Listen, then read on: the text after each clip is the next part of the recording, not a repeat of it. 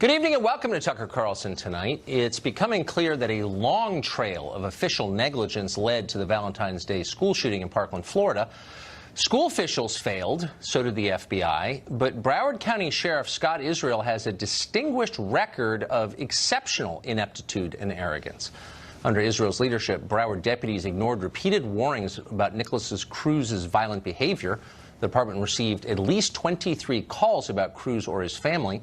In one call last November, a tipster specifically warned that Nicholas Cruz was, quote, a school shooter in the making, which of course turned out to be sadly true. Sheriff Israel did nothing. Under Israel's leadership, the department entered an agreement to drastically reduce student arrests. The goal was to eliminate the so-called school-to-prison pipeline, which at the time was a top priority of President Obama and Attorney General Eric Holder. The effect was a disaster. Cruz might have been arrested and convicted of a crime. Were it not for that policy, he would never have been able to buy a gun. Once the Parkland shooting began, Israel's deputies refused their most basic duties. Deputy Scott Peterson, whose only job was to protect students at the school, hid while Cruz murdered 17 people. When 3 more Broward deputies arrived, they too took shelter behind their cars rather than try and enter the school and save the lives of children. Scott Israel is the man in charge of all of this, and of course he's responsible for it. He loudly disagrees. Indeed, Israel relentlessly brags about himself to all media who will record it. 2 years ago, for example, the local newspaper in Florida reported that Israel used tax dollars to build a personal political machine, and he clearly had. The evidence was there, stone cold. Confronted with it, Israel said this, quote, "What have I done differently than Don Shula or Abraham Lincoln or Martin Luther King or Gandhi?" End quote. And by the way, he said, lions don't care about the opinions of sheep. Stable people don't talk like this, obviously. Something is wrong with Sheriff Israel.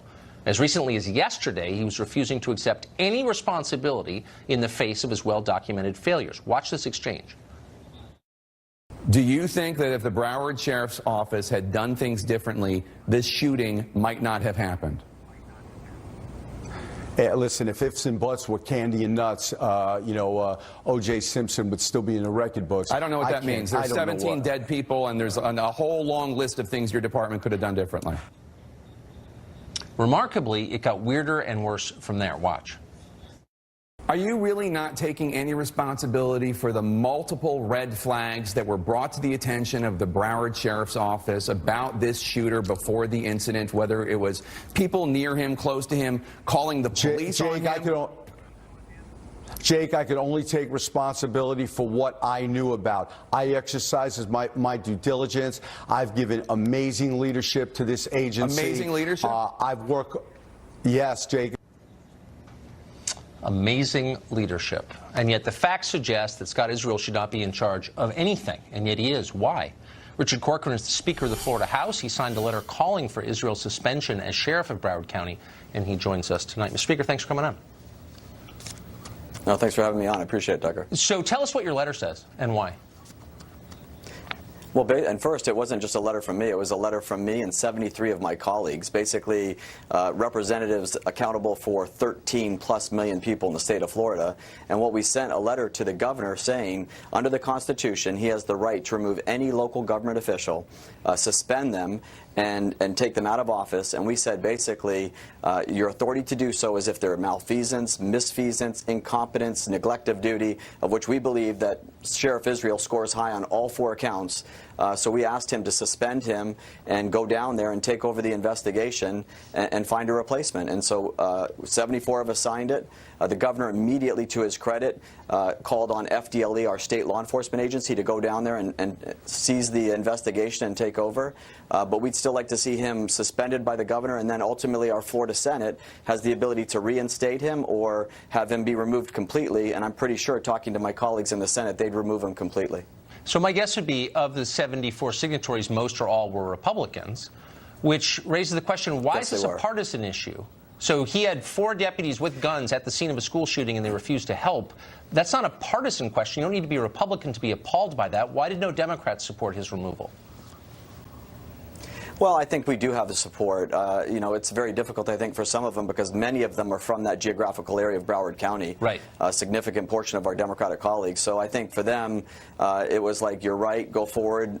We encourage you. But, signing the the letter was something that was a step too far for them. But they're completely supportive, whether it's the parents I've talked to of the victims, whether it's our colleagues across the aisle. Everyone's disgusted with both his attitude and the investigation and what he's been doing to date.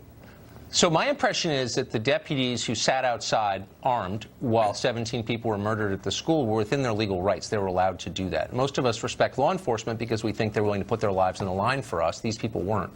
That seems to me maybe something that the legislature could address. If you're a deputy in charge of protecting the public, shouldn't you be obligated to protect the public? Yeah, and let me say, Tucker, and I think you would say the same thing. I'm an outside counsel for a sheriff's office as part of my job as an attorney.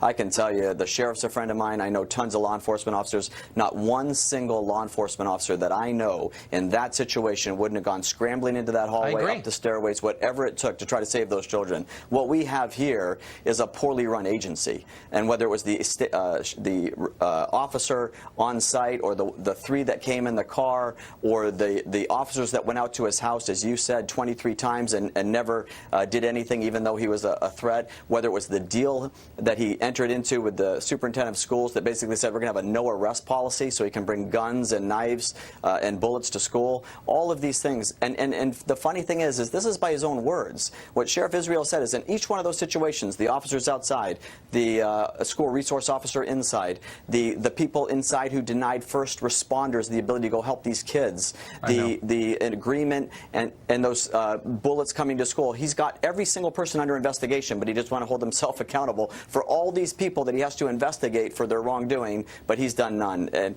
the height of arrogance, as you said, Tucker. I mean, the only amazing thing about Sheriff Israel is his arrogance.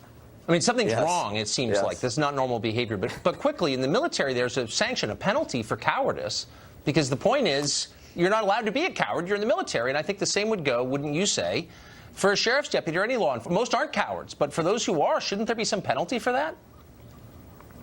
There should. I mean, we should look at taking away their pensions. If you don't act the way you should in a situation where there are 14 children's lives at stake and 3 adults, absolutely, you should have your pension taken away. Yeah, good. Thank you for that. Speaker Corcoran, I appreciate coming on tonight. No, thanks. I appreciate it. Thank you, Tucker. Well, as you just heard, EMTS are telling Fox tonight that police officers prevented them, for some reason, from entering Stoneman Douglas High School to provide care to kids who were dying. Fox's Matt Finn has new exclusive information on that story tonight. Matt? Tucker, 3 high-ranking Florida officials are expressing their frustration because they say EMS was delayed getting inside Stoneman Douglas High School on the day of the shooting in the critical moments when victims lay inside in need of immediate care. One source tells Fox News some EMS teams requested to go inside but were denied by the commanding agency, the Broward County Sheriff's Office. That source alleges scanner recordings will reveal that.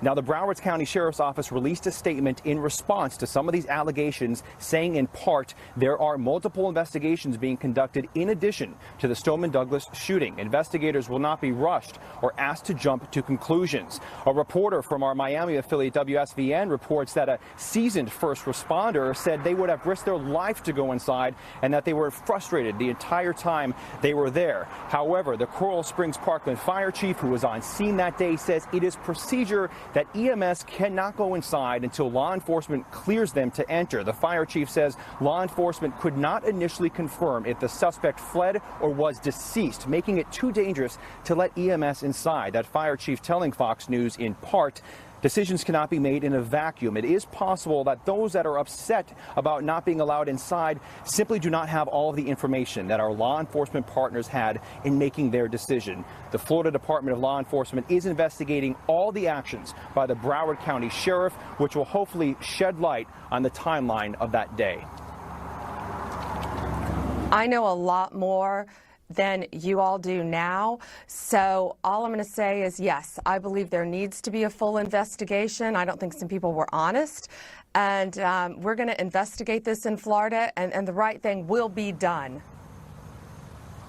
Tucker, a rules committee in the Florida Senate today voted down a proposal on a statewide ban on assault weapons here in Florida. Tucker. Matt, thanks a lot. Sheriff Scott Israel would never blame his own repeated failures for the shooting at Stoneman Douglas High School. Instead, he needed to blame an organization that was not involved, the NRA. During CNN's 1984-esque town hall meeting last week, Israel played the demagogue against NRA spokeswoman Dana Lash. Watch. You just told this group of people that you are standing up for them. You're not standing up for them until you say, I want less weapons.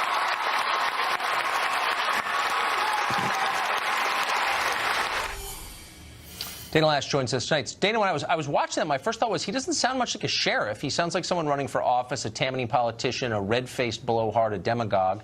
It doesn't sound like something a law enforcement official would say in a town hall. What do you make of that? I completely agree with you, Tucker, and I'm so glad that you're talking about this, because this is the failure, and this is where the failure took place. It was with this man and his leadership as Broward County Sheriff. And I'll have everybody know, Tucker, as well, before the sheriff took that stage, him and I sitting up there for this town hall, he was allowed to go out and give a rally-style speech in which he railed against special interests and was naming the NRA and really setting the stage up to go after 5 million law-abiding innocent Americans who didn't get all of the 45, I think is what BuzzFeed reported, tips that his office received. They didn't have the murderer calling his office himself, telling him that he thought he was a threat and that police needed to do something. Family members weren't calling the NRA reporting this. They were calling his office. And so he has a lot of explaining to do. And one more quick thing, Tucker. I asked the sheriff on stage whether or not he could have actually arrested this murderer based on a Florida state statute that treated anyone sending electronic or written threats of bodily injury, harm, or death to other individuals, as this murderer did with his classmates, whether he could have arrested that individual charged with a felony. And the sheriff did indicate that he could, but then he glossed right by it and wanted to refocus and shift responsibility away from his dereliction of duty. I think he owes a lot of innocent Americans an apology. Well, but it's also really troubling because, I mean, this guy's not a congressman from Camden. He has the power to put people in jail, to take their lives away from them. He's a law enforcement official. And this behavior seems reckless and dishonest and weird, comparing yourself to, to MLK and Gandhi. I mean, does it seem like there's something wrong with him? And, you know, you mentioned that Game of Thrones quote, the lion doesn't worry about the opinions of the sheep. Well, he mentioned that again yesterday in a radio interview with a South Florida station, and he was attacking all of those, including the congressman that you just had on, the lawmaker that you just had on, the state of Florida, who was calling for his resignation.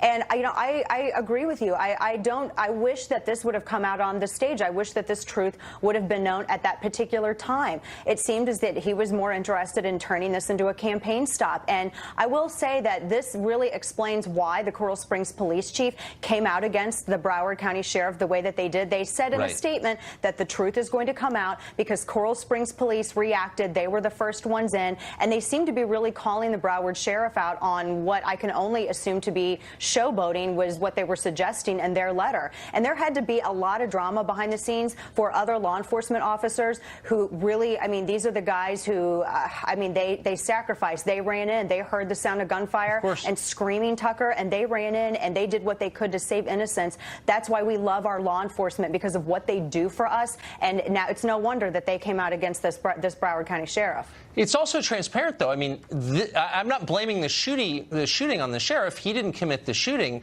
but a series of missteps by his agency allowed it to happen. He's culpable in some way, and yet he's diverting all the attention to others. It's the most basic and recognizable kind of butt covering. Why does the press not point that out? I wish they would. I mean, what we're talking about is systemic failure here. And Tucker, I mean, here you had the 45 reports into this sheriff's office. You also had 2 FBI reports. But even bigger than that, we've had decades of the political class ignoring the mental health crisis here in the United States, and politicians who have refused to report dangerous people who are been adjudicated unfit, dangerous to themselves or others, to the NICS system. And so this is why we at the NRA have been pushing for targeted action and offering solutions on this. And we're going to continue to do so. Yeah. So if you run a city with tens of thousands of mentally ill people living on the sidewalk and you're lecturing us about guns, you know, maybe it's time to wake up a little bit. Thank you, Dana. I appreciate it. Thank you, Tucker. Well, in the days since the Florida school massacre, almost nobody seems to be asking the essential and obvious question, which is, why would a 19-year-old murder strangers? And if you really wanted to make America better, you'd be desperate for an answer to that question. But go ahead and ask an elected Democrat. that question. We've tried that, and they won't engage. You start with the obvious. Does the collapse of the family play some role in this? I don't know. Good question. Silence. Single mothers are one of the Democratic Party's most important constituencies. They can't admit that disappearance of fathers at home has been a disaster. It has been. How about the overprescription of pharmaceuticals to kids, or violent media, the sudden omnipresence of soul-destroying technology in our lives? It's everywhere. They won't even respond to that. All those explanations might make Democratic donors uncomfortable. That's the answer. So instead, they attack the NRA because it's politically convenient. The NRA opposes them in elections. Therefore, it's their fault. It's hard to think of a more cynical strategy, and yet it's working. Using their propaganda arm in the American media, the Democratic Party has succeeded in bullying Republican leaders into making pointless concessions on gun control, including the president, by the way. Banning bump stocks is going to solve the problem? Does anyone really think that? Not one person really thinks that. But that's been the compromise. Have you seen Democrats compromise in any way at all? Have you seen a single Democrat concede that the rise in school massacres may be related to something other than guns in the NRA? Nope. Because the point is not to make schools safer. The point is to win power. That ought to be clear. By the way, as to why this is happening in the first place, Jordan Peterson joins us later in the show with his views on it. Fascinating. Mayor of Oakland, California, collaborating with illegal immigrants to undermine America's own laws. Not making that up. That story next.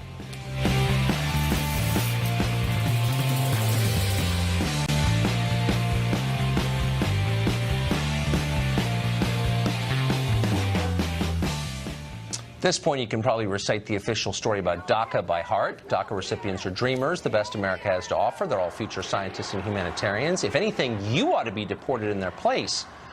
Well, meet 21-year-old DACA recipient Abigail Hernandez. She was recently arrested for making terroristic threats, allegedly, against high school students. She posted, apparently on Facebook 2 weeks ago, that she would go to East High School in Rochester, New York, and, quote, shoot all y'all, expletives. Sadly, we imagine this arrest could hurt her otherwise excellent chances of winning a Nobel Prize, but we'll keep you posted. Meanwhile, out in California, in Oakland, the mayor is an open insurrection against the federal government, not exaggerating. On Saturday, Democratic Mayor Libby Schaaf issued a press release warning locals that, based on several of her sources, she believed ICE, the Federal Immigration Administration, was about to launch immigration raids in the city of Oakland. The press release advised illegal residents to, quote, prepare, not panic, and advised them that business owners and schools were not allowed to assist ICE. Cesar Vargas is an illegal immigrant. He works as a lawyer in New York City, and he joins us tonight. Mr. Vargas, thanks for coming on. Tucker, thank you so much for having me. So how can a state actively work against federal law? Isn't that kind of how we had a civil war? Well, what's the problem? Do we have a problem that a local city is protecting its residents? A local city is pushing against the overbearing power of the federal government? You know, the mayor is not saying, let's protect the rapists, let's protect the child molesters. The mayor is simply saying, we're going to protect our residents regardless of their immigration status. We're going to protect our hardworking residents. Hold on. Let me just be clear. I'm not attacking any of the so-called DACA recipients, people here illegally. Personally, I don't know them. Maybe some are bad people. Maybe they're all great people. But the point is they're here illegally in violation of federal law. California is a state. The state of California is not allowed to actively subvert federal law. Then it's not really acting in concert with the other 49 states. That's an act of insurrection. Am I missing something? Well, the Constitution does provide basic rights, but the Constitution allows the states to create more rights for their residents. Here, we're seeing the city of Oakland providing more rights to its residents, and not necessarily saying we're going to detain you, we're going to deport you. If you're working hard, you can stay here. Anyone who's committed a crime, ICE can still operate in Oakland now you're getting across into the country. Look, now you're getting into what we want to be true. I'm just saying what is true. Here's what is true as of now, and until Congress acts, it's going to be true. No, the Constitution has been interpreted by the Supreme Court for more than 200 years to say that states cannot act against federal law. That is one of the oldest precepts in American law. And if you say you're a lawyer, I'm sure you know that. So the point I'm making is this. These people are here illegally. Congress can change that. They can legalize them if they want. But right now, their presence is in violation of federal law. The mayor of an American city is saying you may not participate with federal law enforcement. You have to oppose federal law. That is not workable. You can't have that. That is an act of insurrection against the federal government. Do you see this? Do you care? Well, do you know what I mean? Just because it's federal law doesn't mean it's right, doesn't mean it's constitutional. The Supreme Court has ruled, and federal courts have ruled, that one, the president does not have the authority to use racial discrimination to target immigrants. One, it's unconstitutional for the president to target sanctuary cities by defunding their government. You're actually missing. The federal courts have ruled against I'm sorry, I can't let search you. and seizures from ICE targeting immigrants. Look, I don't want to check your bar license or something, but protects immigrants as well. Okay. The federal government has a right to enforce federal law. Federal immigration law has not been overturned by the Supreme Court. Please don't make up facts on the show. Those laws are still enforced. And the federal government, by definition, has a right to enforce them. The states do not have a right to subvert them. There's no argument about that. So what you're seeing is something that cannot stand. I mean, the federal government in previous decades has sent federal troops into states when they do stuff like this. So do you understand the fire that they're playing with, or is it just it's cool because you think illegals should be able to stay here? No, that seems to be your core position. I just think that throughout the judiciary history, we have shown that the states and the cities are the laboratory of democracy. The states have such power to do much more than the federal government has done. And what we're seeing here is the city saying, we're going to push it back against our overbearing government. We have done that. The king You're getting used your to bumper intervene stickers in confused. the colonial That's war. like And whatever. that's why we had, colonial. Okay, and look at this. I'm sorry. I'm not allowing you to teach American history on my show king, because you failed the violating course. the rights of, colonists. And that's why we had a colonial war. We had a revolutionary because we pushed against a tyrant. We pushed against unlawful law. I mean, no offense, that violated the rights of I our wish you wouldn't say people. we. Hold on. Since you're not a citizen, actually, so you don't get to say we. I'm sorry, you just don't. Well, I'm an American. Citizenship does not make me an American. And I think values make you what it means to be an American. American.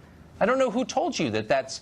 No, actually, you become an American when you become an American citizen. That's the definition of it. I'm not attacking you as a person. I'm sure you're a great person. Of course. I'm sure you're smart. We're just different in that I'm an American and you're not. And You're that's just a American legal citizen. question. We're both Americans, though. Right. No, that's not true. But let me ask you this, though. So Oakland's got all these other problems. And I'm not staying up late at night worried about whether illegal aliens get arrested in Oakland. Okay, I'm not, to be honest. What I'm really worried about, though, is the people who run Oakland care more about people there illegally than they care about the thousands of homeless that live on their streets.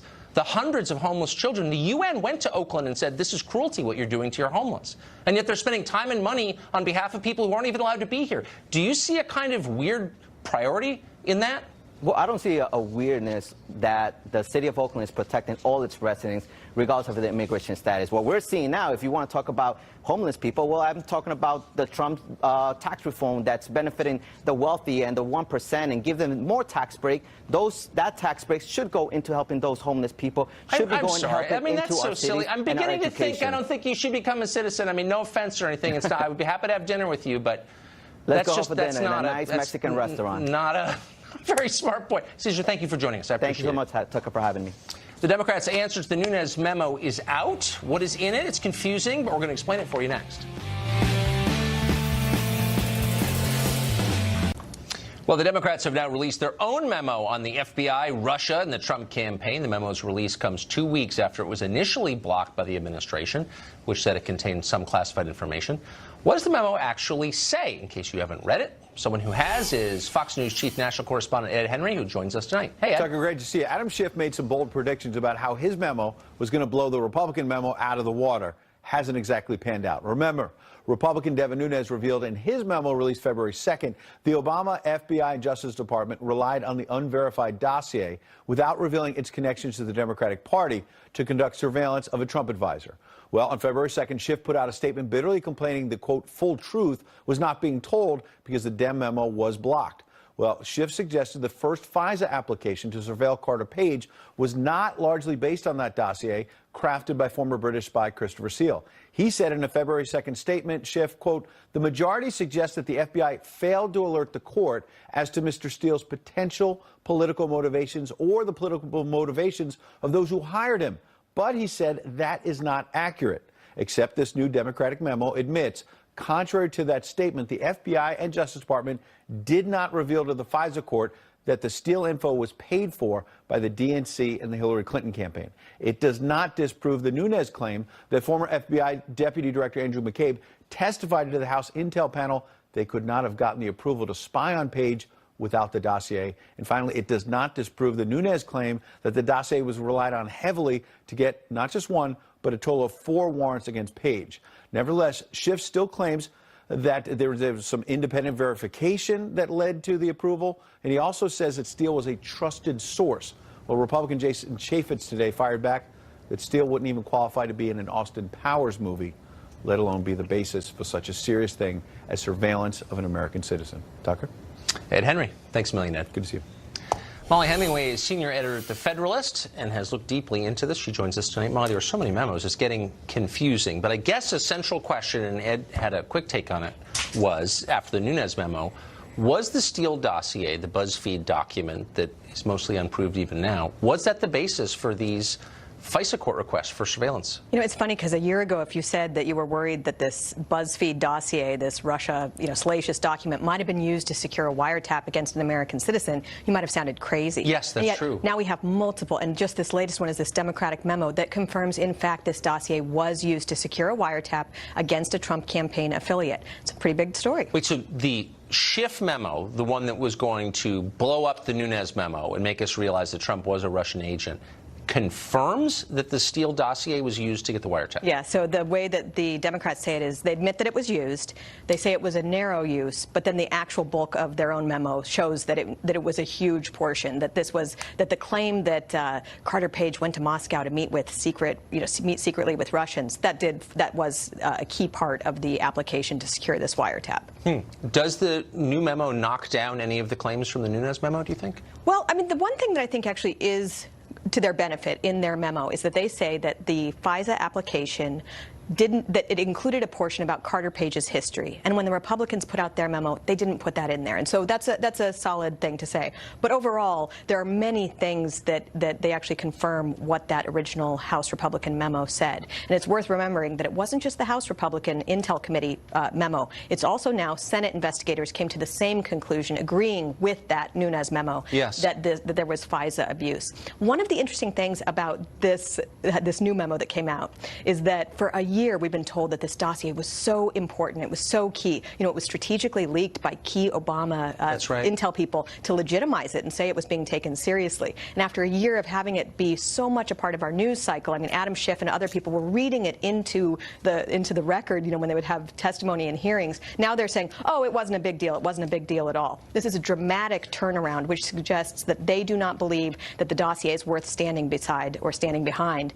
And in fact, we have been hearing from so many people that it is unverified and that the bulk of it is, other than what was publicly reported, has not been confirmed. Am I misremembering this, or is John McCain the one who first brought that dossier to the FBI? It is a misremembering because the dossier was already in the FBI's hands. What we learned from one of the people who created the dossier, he gave Senate testimony to the Senate Judiciary Committee, there were sort of two dossier operations. One was during the campaign, and when that didn't accomplish the goal of keeping Donald Trump from being elected, they ran a separate dossier operation to try and get it into the hands of James Comey and other high-level FBI officials. And that was where Senator John McCain became key, sending his associate to get the memo and get it back into the hands of the FBI, where it could be further weaponized more as a media operation then. Man, when you take on the establishment, there are costs, I would say. There are, and there's a lot more that remains to be seen in this, and much more investigation that needs to happen. Thank you for guiding us through that. I appreciate it. Texas just wrapped up its state high school wrestling tournament. For the second year in a row, a transgender person took the title. Are high school sports just another venue for left-wing science experiments? And whatever happened to girls' sports? Are they over thanks to this? Mark Stein joins us to explain next.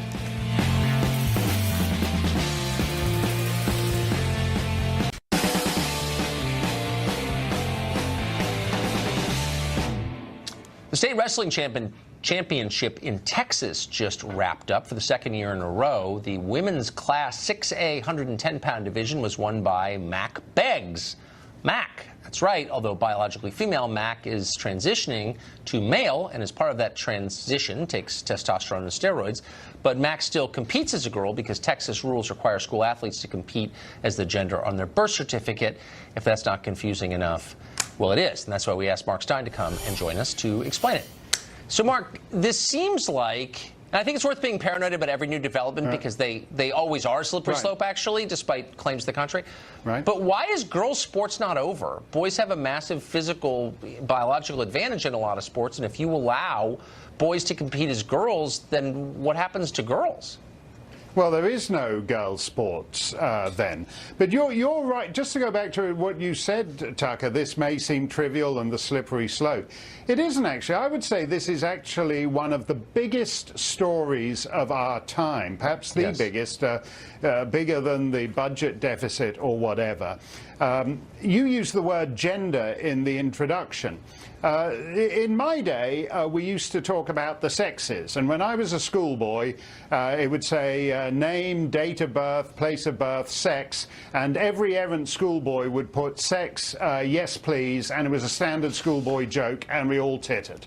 And all the girls put sex, female, and that was how it was divided. And somewhere along the way, the word sex, the two sexes, were abolished and replaced by the word gender. And in the course of that, we lost not just a great schoolboy joke, but in a sense, we lost that clear distinction. And so we have replaced the two biological sexes with a multiplicity of genders. And the abolition of the sexes is, in fact, not a small thing. And the point of this wrestling competition, Texas has responded to some of these modish fancies by saying, no, only biological girls can compete in girls' sports and biological boys. And this is a way of just saying, well, whatever you do, whatever laws you pass to protect traditional sex roles and girls' sports and boys' sports, we're going to ride a coach and horses through it anyway, and you're done and it's over. It is one of the biggest stories of our time. I agree with that, and I think it has profound influence. That's why we always do the story, not for any prurient reason, but because the way that men and women get along is the basis of society, and it's nothing's more important than that. But I'm fascinated by the idea that a small group of people can determine what the rest of us are allowed to say out loud about even biology. We're now required to lie about biology, and we're punished if we don't. And how did that happen? No one really believes this. Only about 8 people do, and they're in control. How?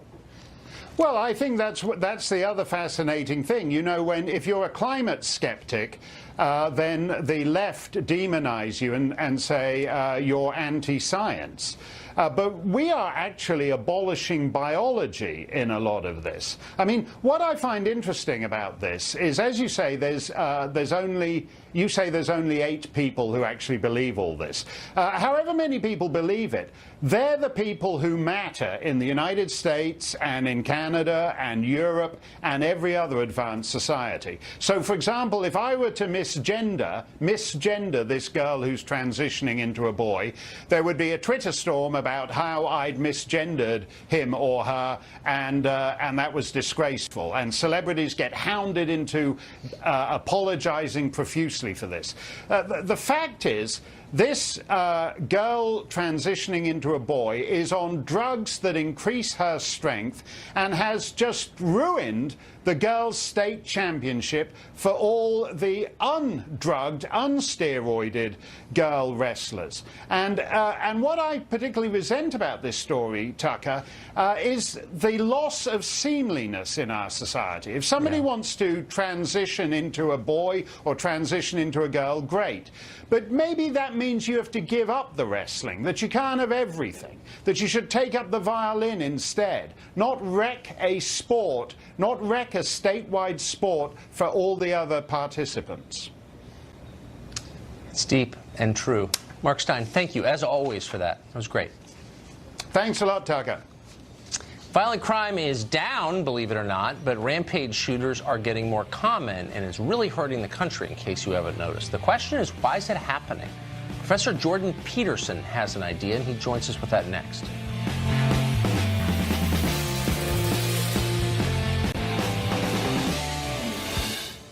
Well, compared to the rates in the 80s and early 90s, crime overall is down in this country, but rampage shooters are increasingly common, and they're killing more people, obviously. Almost all of them are young men. The question, which for some reason very few people ask, but is the key question, is what's driving this surge in extreme antisocial violence? One man who's been thinking about it a lot is Jordan Peterson. He's a psychology professor at the University of Toronto, and he just spoke with us moments ago. Here it is. Jordan Peterson, thanks for joining us tonight. My pleasure. We wanted to ask you the question that we think too few are asking, which is, why is this happening? Why are young men shooting up schools? Because they're nihilistic and desperate. How'd they get that way? Well, I think life can make you that way unless you have a purpose and a destiny, let's say. I mean, there's no shortage of suffering and malevolence in life, and it's easy for people to become embittered by that. And if they don't see a way out, see a way forward, they get angry about it and turn against life itself. And they make a display of their hatred for being by massacring the innocent. That's what's happening. And they write that. They do write that. It's accelerating. Yes. The reserve of guns has, I mean, we've had semi-automatic rifles for 100 years, but we haven't had this number of school shootings. So the attitudes are changing, I think it's fair to say. Well, it's also kind of a psychological epidemic. You know, these people keep track of each other, and there's a competitive element to it. And the fact that the media insists upon publicizing the names of these shooters is not helpful, because part of what drives them is motivation for notoriety. Because notoriety is better than being ignored. So what mistakes do you think we're making as a society to produce an ever-increasing number of young men like this? That's a good question. I think we underestimate the necessity for young people to have clear direction and a sense of purpose in their life. They need something to offset the tragedy and malevolence of life. And we need to take these sorts of philosophical and even religious issues seriously, but we don't. Do you think we're taking them less seriously than we used to? Yes, definitely. I think that we talked in the past, we spoke much more about responsibility and responsibility in particular, but also purpose and maturity, and we valued those things highly. We didn't confuse them with tyranny and toxic masculinity, for example. Speaking of toxic masculinity, why is it all boys? Well, boys are more aggressive than girls. And there's a biological component to that that's quite strong. That's why the vast majority of people in prison are male. Like on average, there's not much difference in aggression between men and women. If you picked a random woman and a random man out of the population and you had to bet on who was the most aggressive, if you bet it was the woman, you'd be right 40% of the time. But if you take the 1 in 100 most aggressive people, and those would be the people in prison, they're all men, or virtually all men. It's also why males attempt suicide less frequently, but they commit it successfully much more frequently. They're much more likely to use lethal means. And there's a very powerful biological component to that, despite what the postmodern social constructionists have to say about it. But they've got their head firmly buried in the sand, so. Yeah, no, they're resistant to the evidence and reality. We know that. So, but given that we know that boys are the ones, if there is a school shooting, who are going to be the ones committing it overwhelmingly, shouldn't we be thinking about how to raise our boys in a way that they're less likely to do this? Yeah, I think we should be thinking about that. I mean, the book I published here, this 12 Rules for Life, is a meditation on exactly that. I've been lecturing online about the idea that responsibility is what gives life meaning, and that meaning is the antidote to the sort of nihilism and aggression and resentment that can otherwise be produced. I mean, there's no doubt that life is difficult and that people get hurt and betrayed. That's unassailable truth. You need something to offset that, and most people find that in their destiny, in their adoption of responsibility, and their willingness to make their own lives better and the lives of their families better, and to contribute to the community and to bear the burden of being nobly. And that works. But we don't think that way anymore. You mentioned the toxic masculinity. I'm not exactly sure what that means, but I've heard the phrase a lot. What does it mean in our public conversation when someone attributes the shooting to toxic masculinity? Well, it's an attempt to smear the idea of masculinity by confusing masculine competence with tyranny. And it's part of the underlying idea that our culture is a corrupt, tyrannical patriarchy that was run by men for the advantage of men, which is a very pathological way of looking at the world, but a very common one. And if that description is accepted, then it means that masculine energy, so to speak, whether it's manifested by women or by men, masculine energy does nothing but prop up the tyranny of the patriarchy. And so should not be fostered. And the only people who think that way are women whose relationships with men have been extraordinarily damaged, or men who have no idea who they are or who are trying to shirk responsibility. The idea that masculinity in its essence is somehow toxic is an absolutely dreadful idea. I'm glad I asked you that question. Jordan Peterson, thank you. Chicago Mayor Rahm Emanuel wants another term, but he probably won't get it with his existing constituents. So what's his plan for holding on to power? He's got one. We'll tell you what it is coming up.